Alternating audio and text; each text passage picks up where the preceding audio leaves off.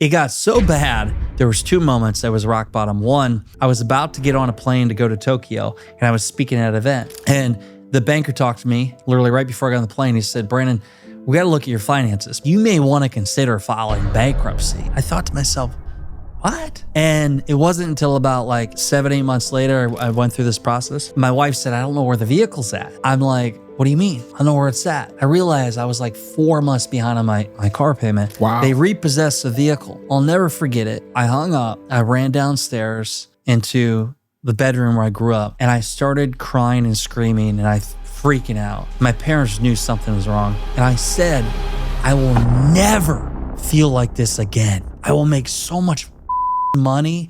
I'm going to be successful, and I never want to feel like this again." What's going on? What's going on? It's your boy, Storyteller Jet, with another episode of the That's So Fire Talk Show. And today, I have a treat for you. And I have my friend here, Brendan T. Adams, on the show. And I was listening to him for the past like 2 hours, recording some videos here in the studio. This guy is so inspirational. He has an incredible story and journey and lots of lessons. So if you want to grow your business, if you want to scale your business, he's also partnered with Kevin Harrington as well. So we're going to be talking about that a little bit as well. So if you are in the season of life or seasons of business where you want to scale your brand and you want to potentially exit it, this show is for you. Let's go, baby. That's so fire. Brendan, welcome to the show. Hey, I love fire. Let's do it. Yes. Let's go. So let's do a quick introduction of who you are. And then one of my favorite part of the show is to talk about the origin story. And I know you have a killer origin story and some other things that we can discuss about that too, because you had a TV show that we're going to be named about that. But let's do a quick introduction, who you are and a little bit about your business. Yeah, so co-founder of Big Brand Ventures, co-CEO, Kevin Harrington, Brian Harrington are my partners.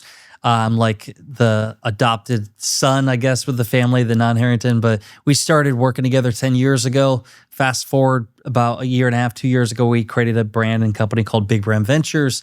And what we do is we scale brands. So primarily brands that are doing a few million in revenue. Our goal is to take them to 9 figures and beyond. I've been involved with one of those brands and a couple in the making right now. But Kevin's done over 20 himself, from products to energy drinks, so you name it, from literally a startup to a brand that's worth over 100 million or doing hundreds of millions in revenue.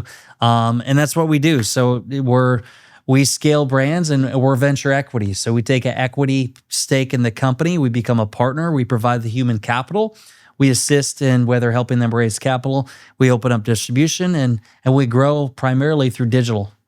Incredible. I mean, you guys are doing so many really great things. Yeah. Like I had the amazing opportunity to visit one of the things that you guys are doing, which is called the Shark Retreat. Yes. Like seeing all the people around the room, the presentations and all the different things, like it was drinking from a fire hose. Yeah. And obviously the value that you guys were providing was rival to none.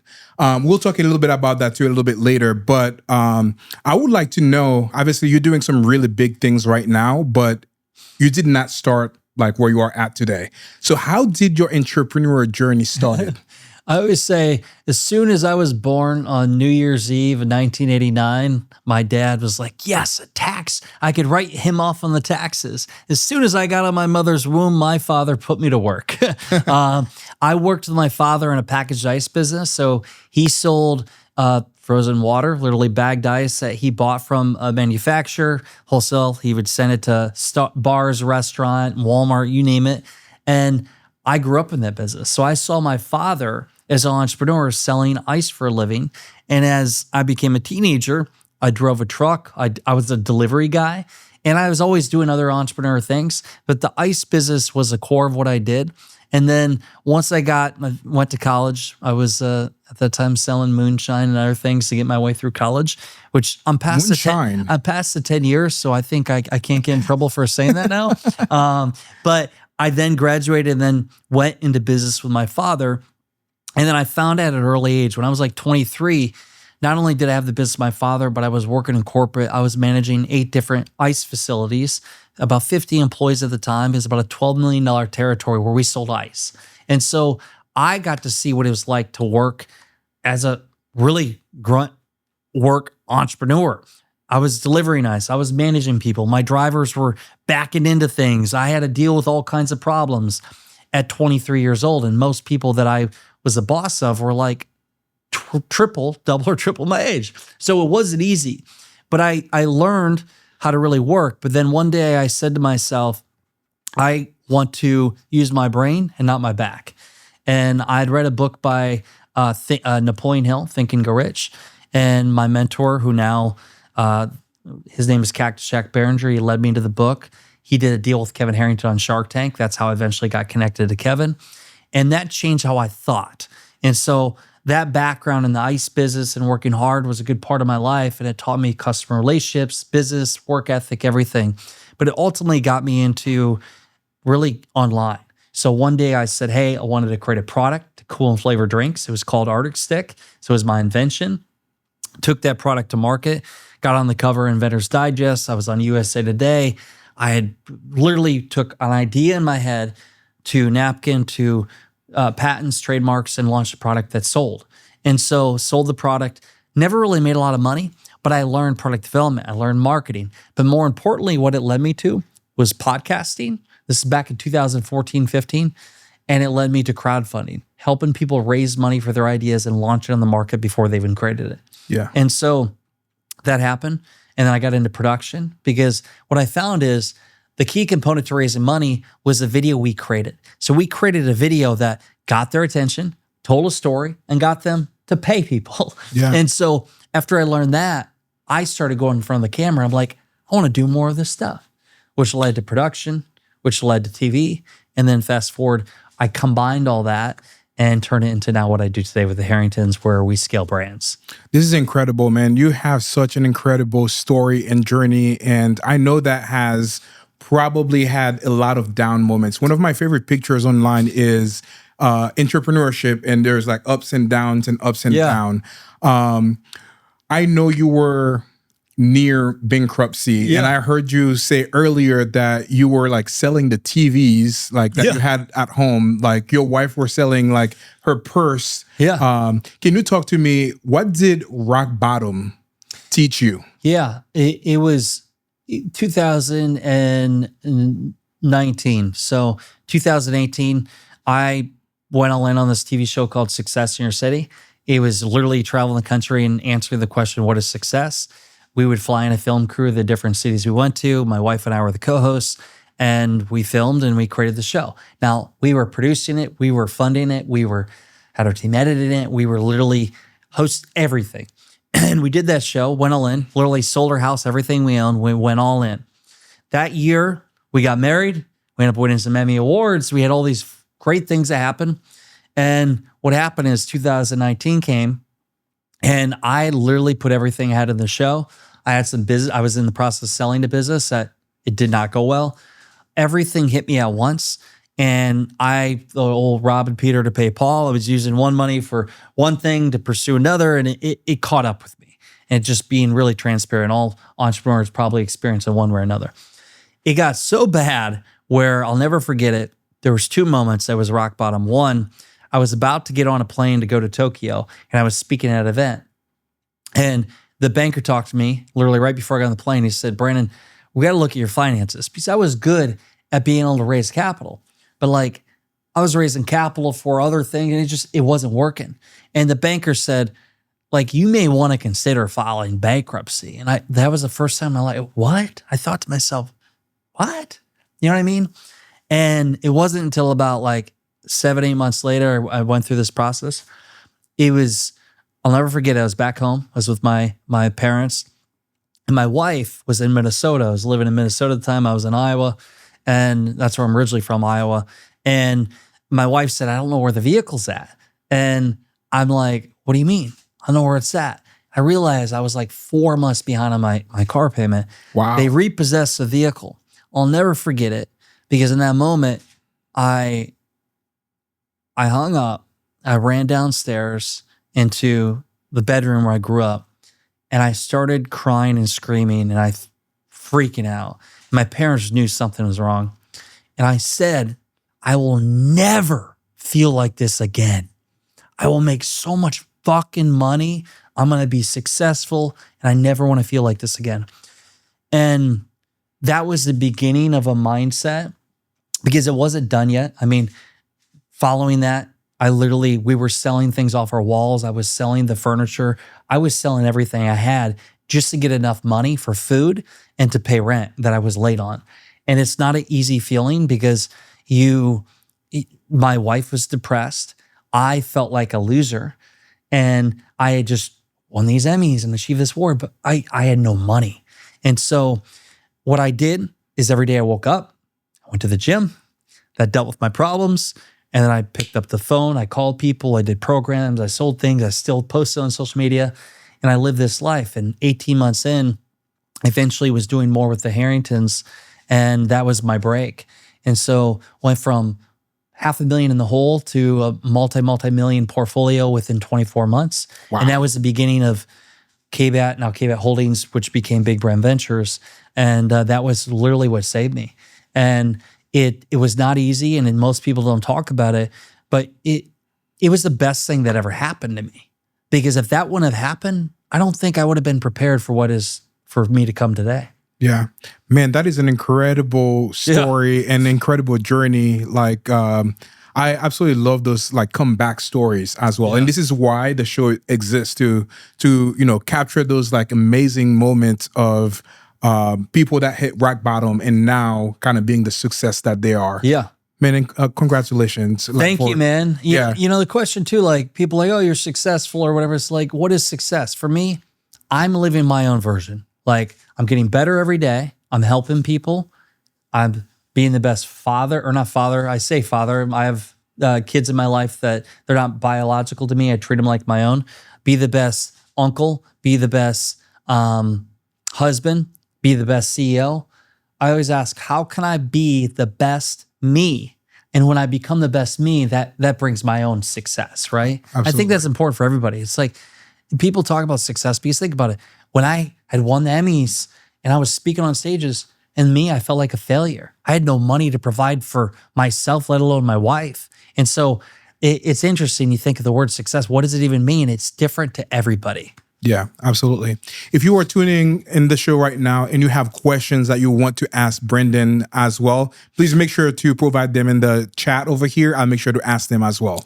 So we just talked about like you're hitting rock bottom. For anybody that may be watching this, that may be going through those hard moments right now, what advice would you have for them? First off, simple is just keep going. I know that sounds like, okay, I get it, Brendan. We'll just keep going. It's like, every day just waking up and doing the one thing, or to make yourself feel better, go for a run or go for the gym, because it changes your state of mind.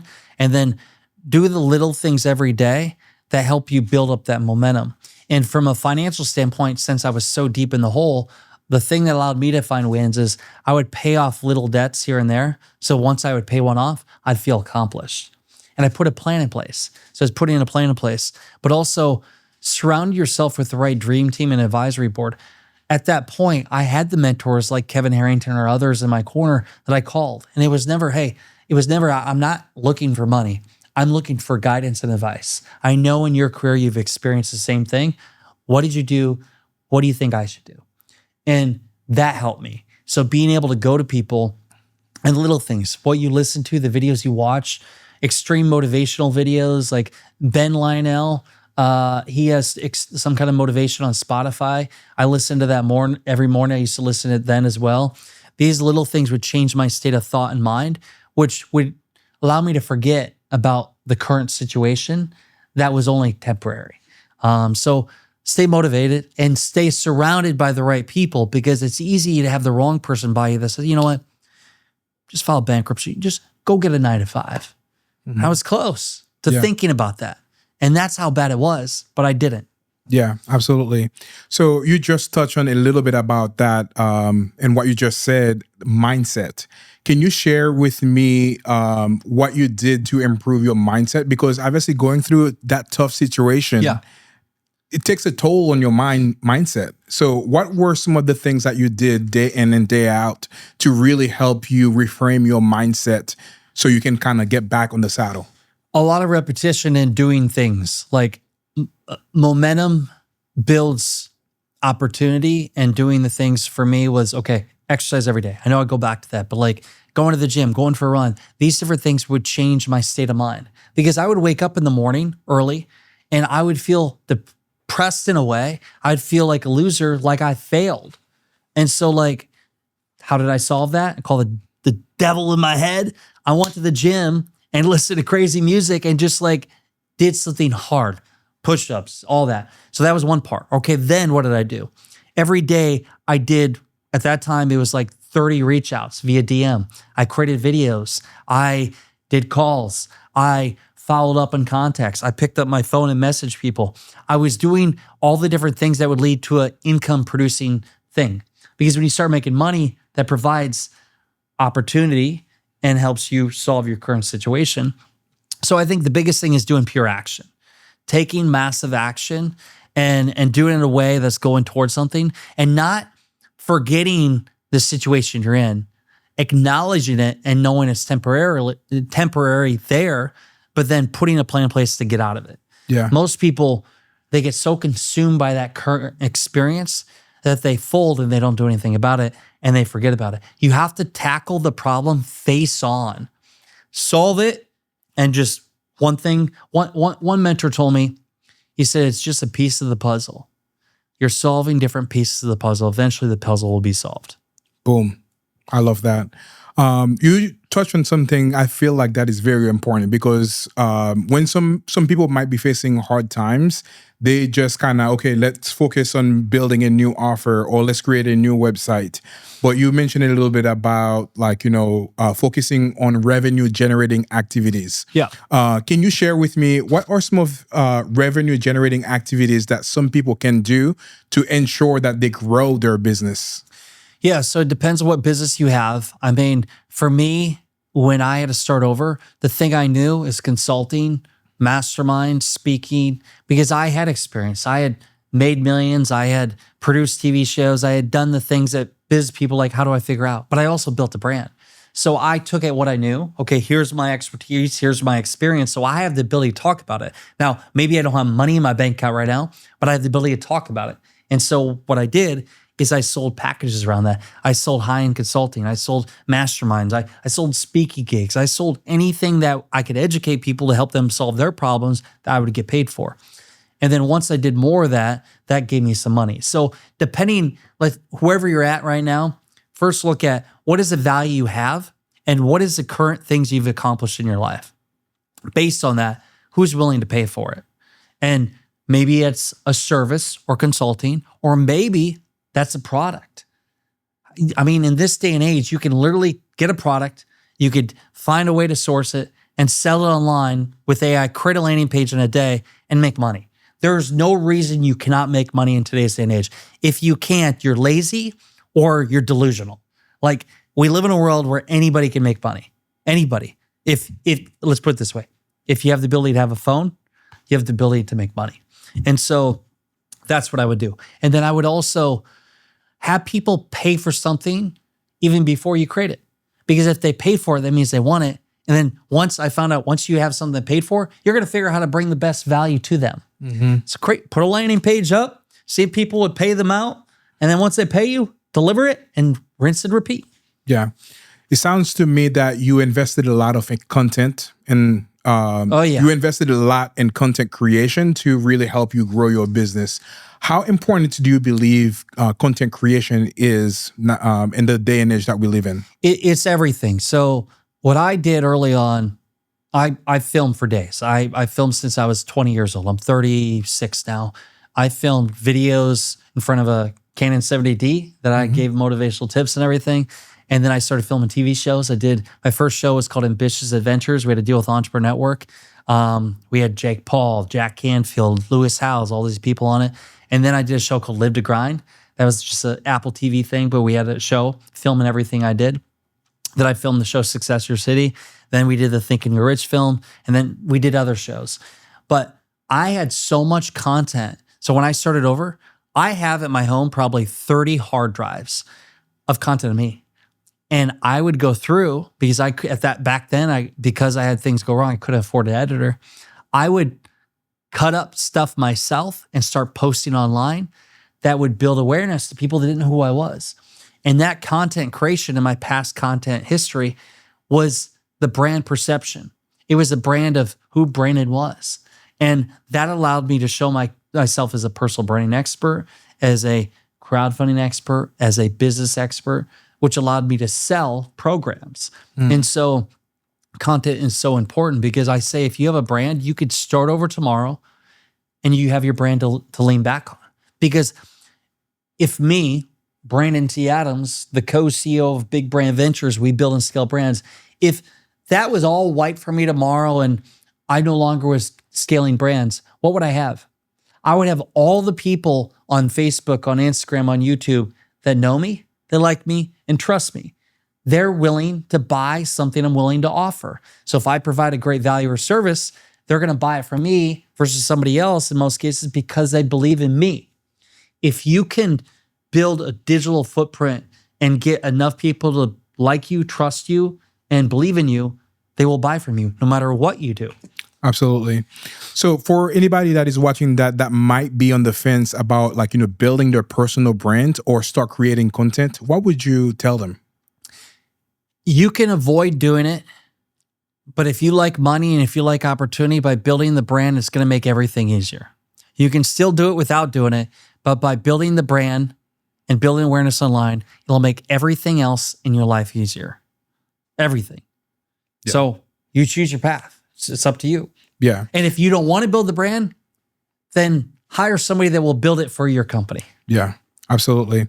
One of the cool, and we kind of share similar, I guess, passion there, but one of the cool things that I saw you present at the last Shark Retreat is kind of like the types of content that people should be creating. Oh, yeah.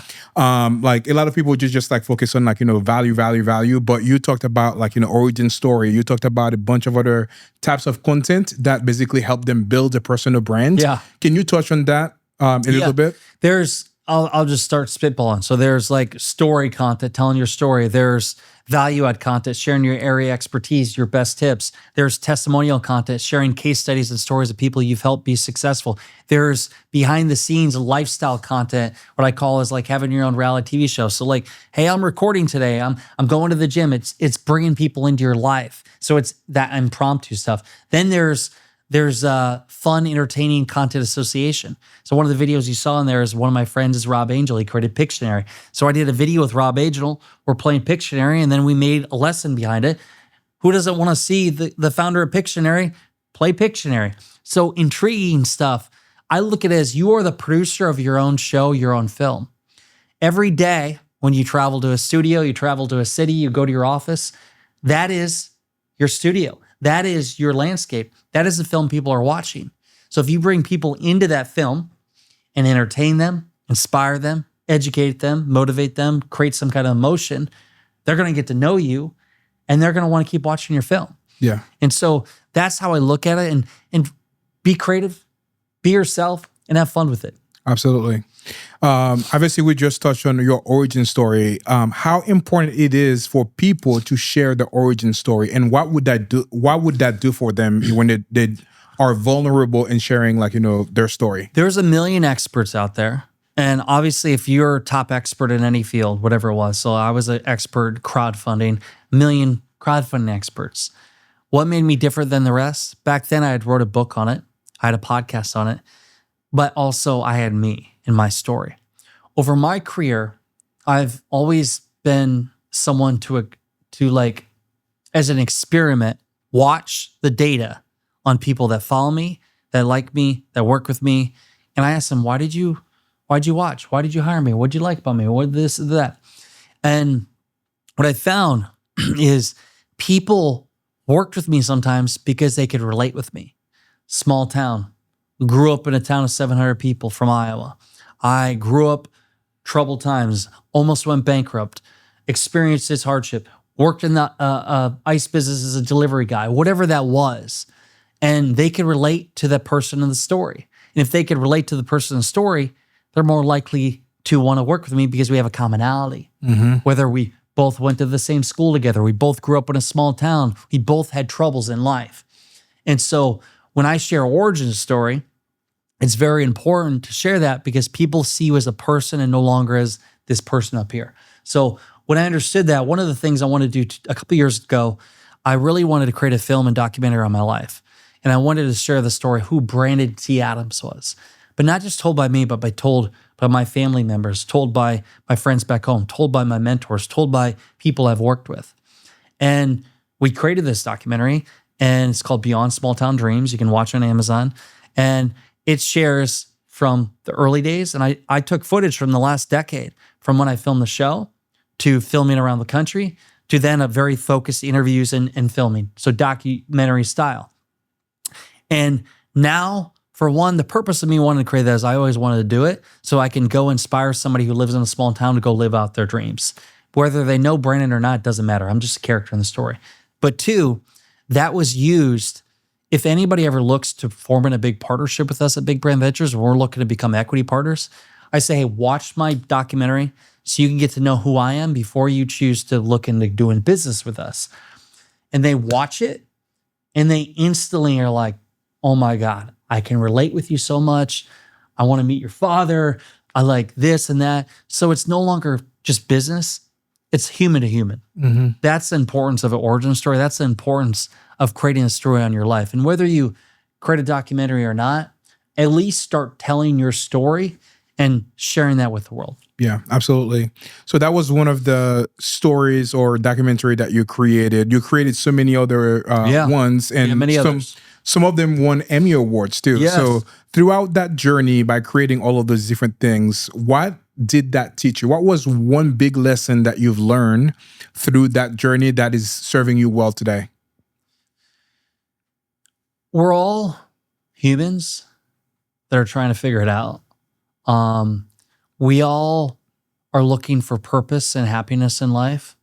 And out of the stories from won multiple Emmys, from the story on Shea Hillenbrand, a baseball player who top of his game, made millions, lost all his money, to my own wife. We have a documentary called Red Flags that was on her life of leaving a very abusive relationship and drug addiction to starting over and creating her own life too. I mean, I could tell you many stories. Homeless, we interviewed everybody, to billionaires, to everything. The core theme around it was helping people and using their abilities and purpose to bring value to the world. That's what lit them up, whether it was doing it through a sport, through business, whatever it was.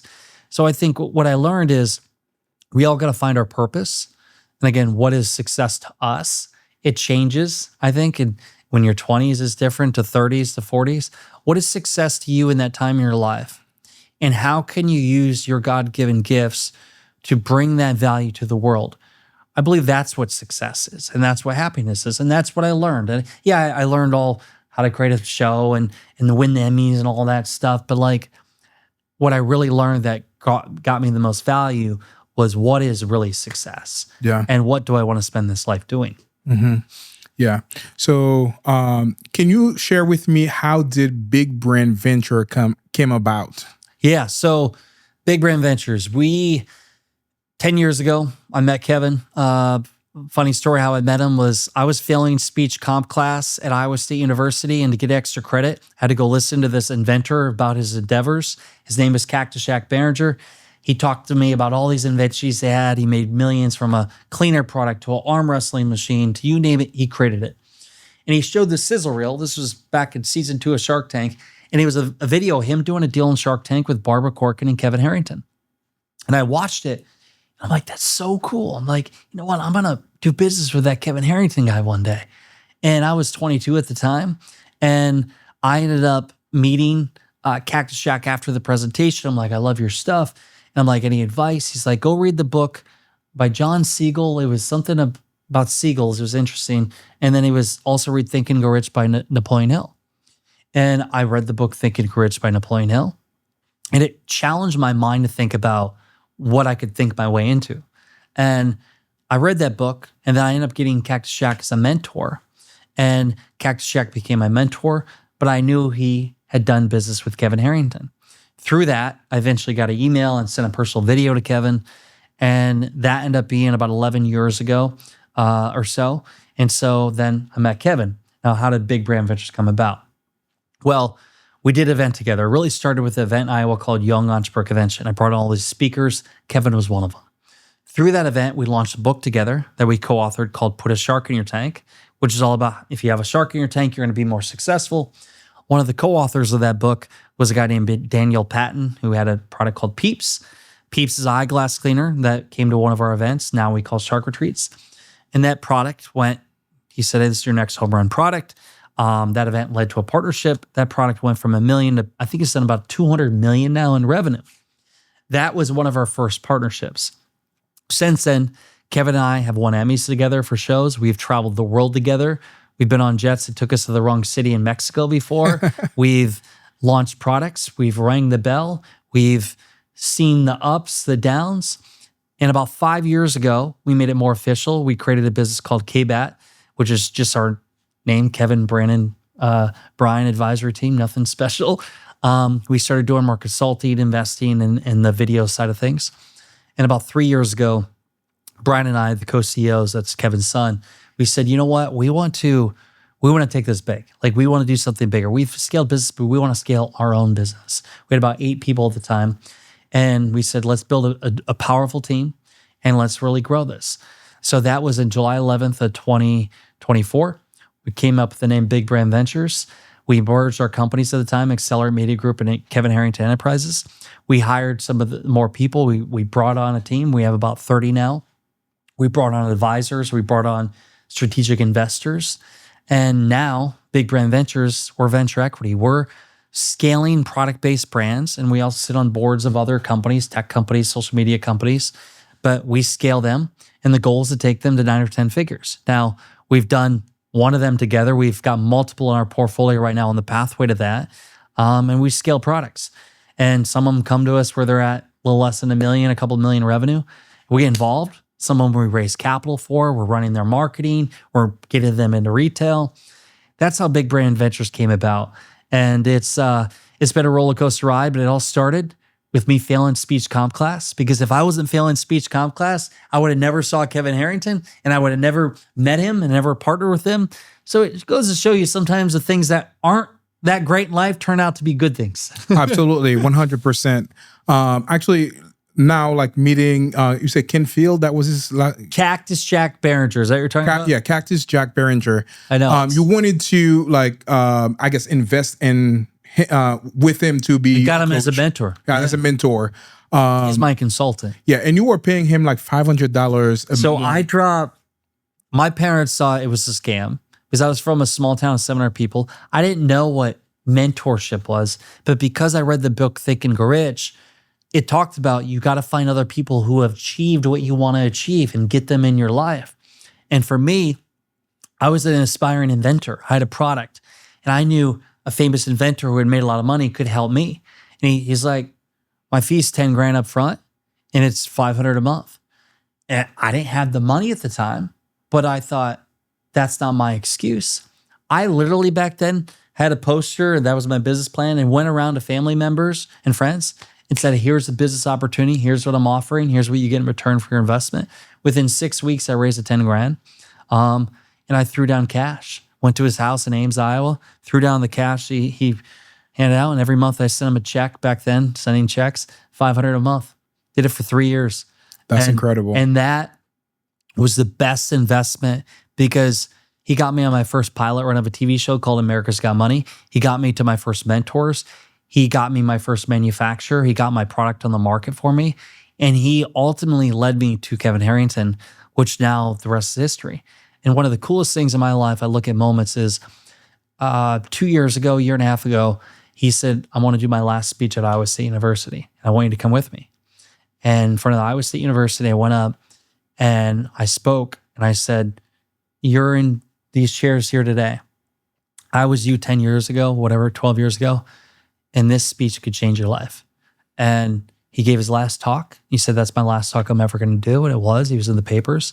And after the talk was done, he gave me this coolest thing.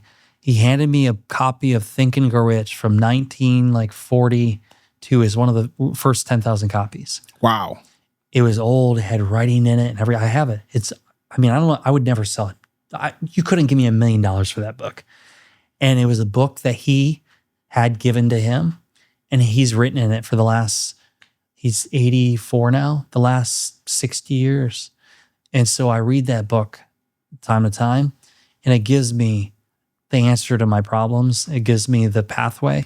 It's one of the coolest things in my life to have my mentor give that to me. Yeah. And it's because he said I was one of his greatest successes. Yeah. For anybody that is watching that might be afraid of investing in a mentor, what would you say to them? I would say, if you find the right mentor, do it, because you can't afford not to. You have to.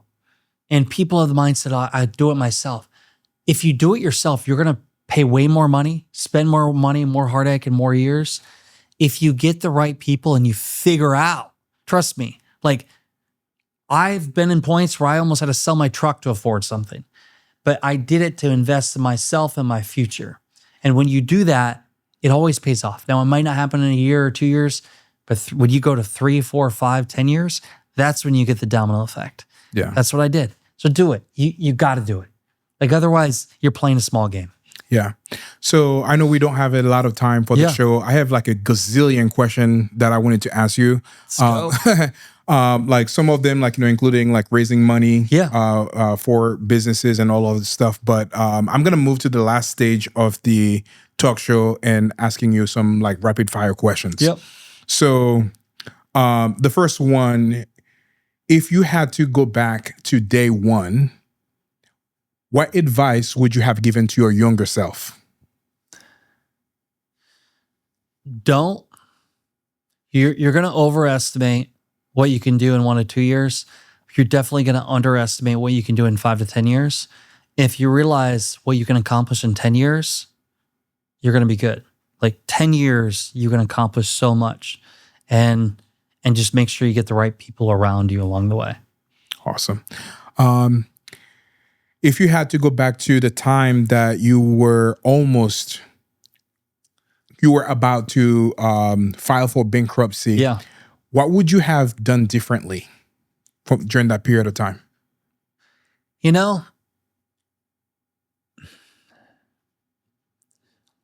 I think I did everything the way I should have. It laid out, but maybe I would have came to reality sooner of what the situation really was. But the only way I really was going to get that was getting it smacked right in my face. Sometimes the only way we can learn is getting it smacked right in our face. Yeah. Yeah. What is the biggest mistake that you see a lot of entrepreneurs that wants to grow their business to exit it in the future? What is the biggest mistake that you see that they make? They underestimate how long it's going to take and how much money it's going to take. And they don't understand or start delegating or attracting and bringing talent on their team that are very talented. Like part of my job is find very talented people and getting them to be a part of the vision and helping them be successful, because you can't do it yourself. You got to be great at attracting talent and then sharing the vision and then repeating, but also focusing your energy, for me as CEO, on the things that are going to bring the biggest impact to the business. Awesome. One of your role at Big Brand Ventures is to help businesses scale to 9 figures. What would you say are the key components to help a business scale from 0 to 9 figures? Our biggest thing is customer acquisition and understanding the lifetime value of a customer. So testing marketing campaigns, understand what it costs to acquire a customer. So let's say it costs me $40 to acquire a $100 customer. That's good. Okay, got that. But how can I maximize the lifetime value where that customer keeps paying me? Continuity, recurring revenue, subscription base. And so that's the core of our business model. Once we can identify what it costs to acquire a customer in digital standpoint, ROAS, return on ad spend, if I could spend $1,000 to get $3,000 back, what if I spend $10,000 to get $30,000 back, and so on. So that's one thing. Understanding your customer value, the value of the customer and what it costs to acquire it.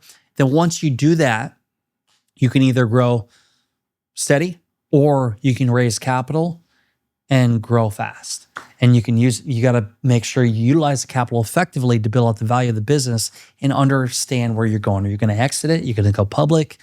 You want to have this business forever? Have the end goal in mind. Yeah. But you should always build a business if you're going to sell it. And in order to sell the business, it has to be a business that can live without you. Yeah.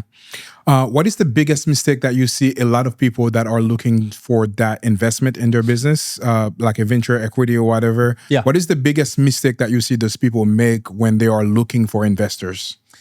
They go straight to, they wanted money from you. Go for advice instead of the money first. Share your confidence and belief in where you're going, your value proposition, and talk to a lot of people. A lot of people constantly go right to the money. Like, hey, I'm raising money, you want to invest?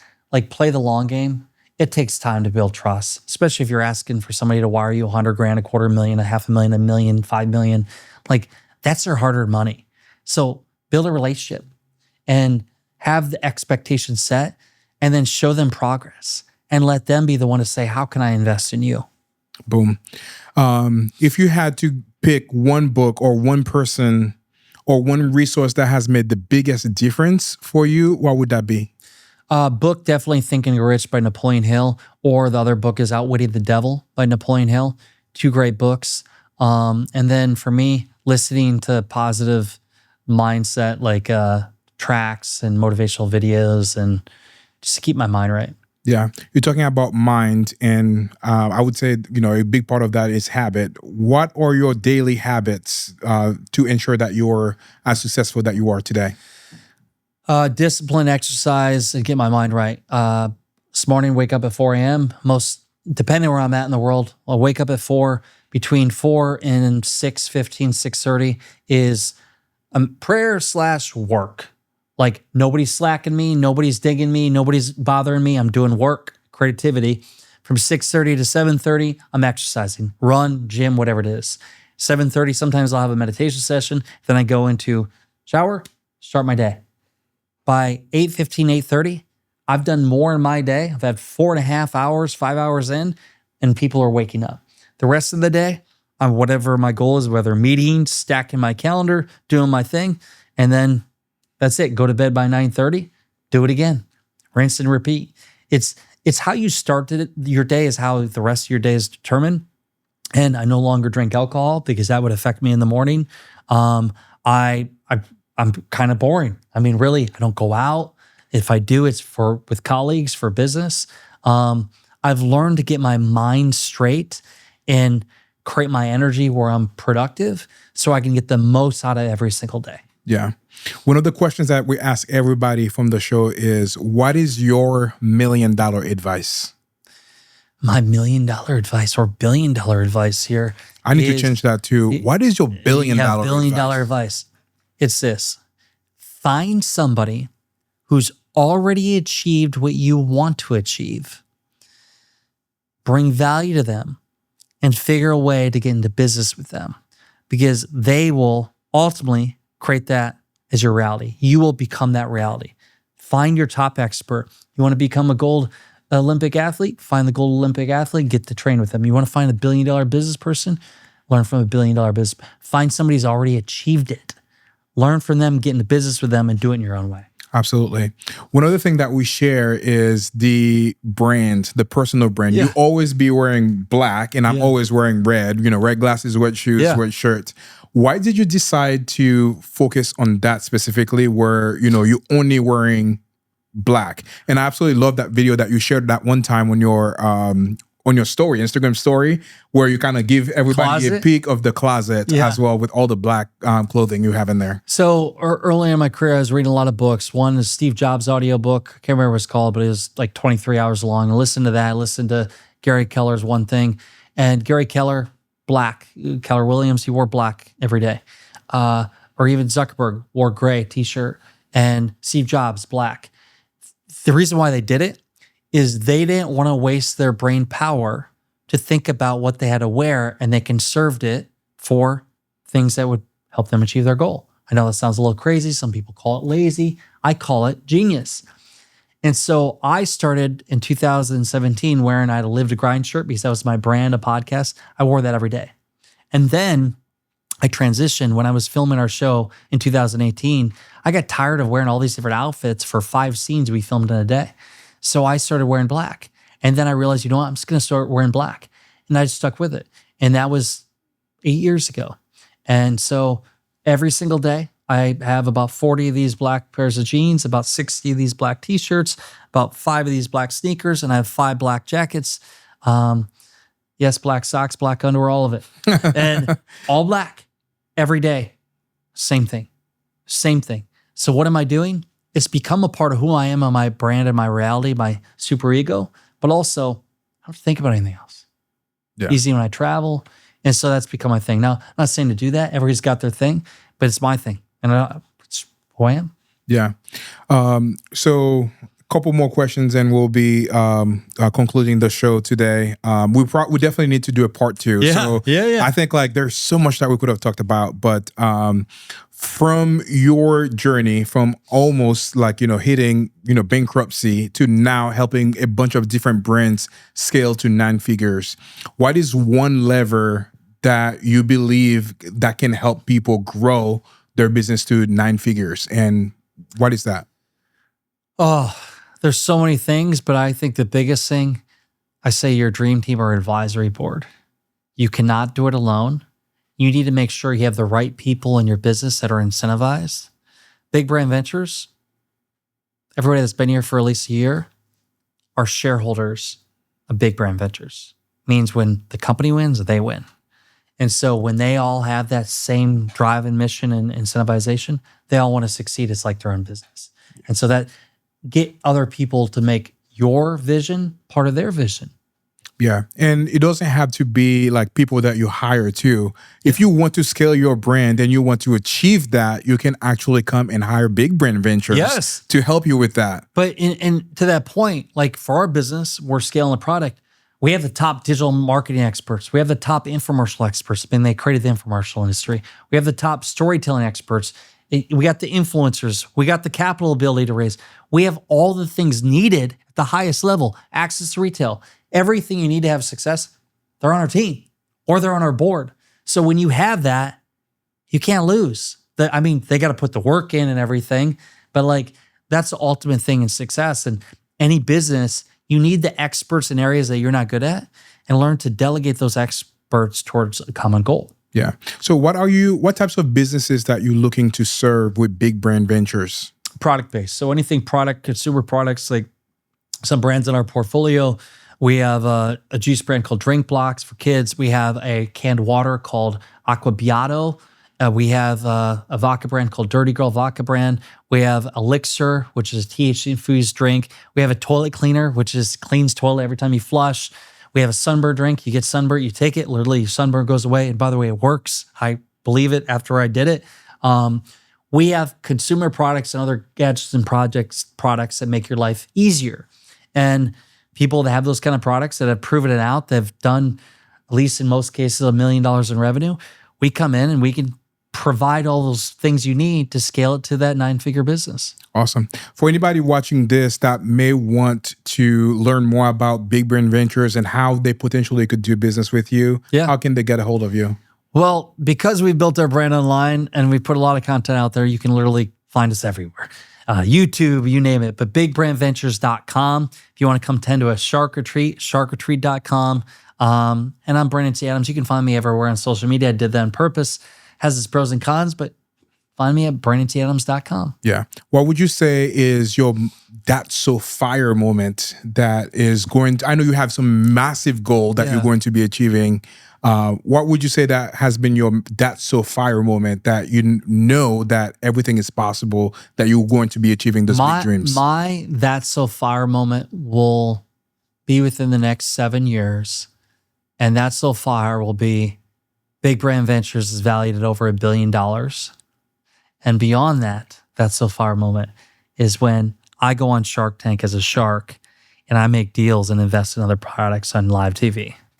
Boom. There you have it. Let's go, baby. Let's go. Brendan, such a pleasure having you on the show. I look forward to maybe do a part 2 for that because there's so many things that I would like to touch on that we didn't get a chance to talk about today. But that was incredible.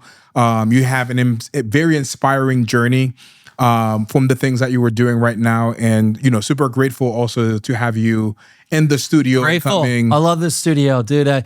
I'll be back every month. There you go. There you have Maybe it. every week soon. Let's do it. Let's go. do it. Let's do go. it. Any parting message? No, Any thank parting? you for allowing me on the show and already out there. It's just stick with it, keep going, do what you love, put in the work, and the rest will do itself. Boom. There you have it.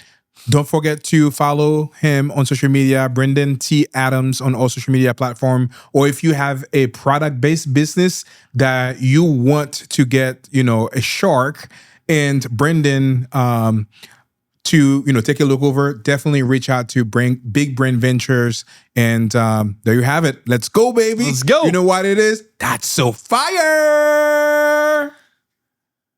Awesome. I love that. That's so fire. Good job, man. Thank you. Thanks. Appreciate it. Photo? Should we get a photo? Yeah.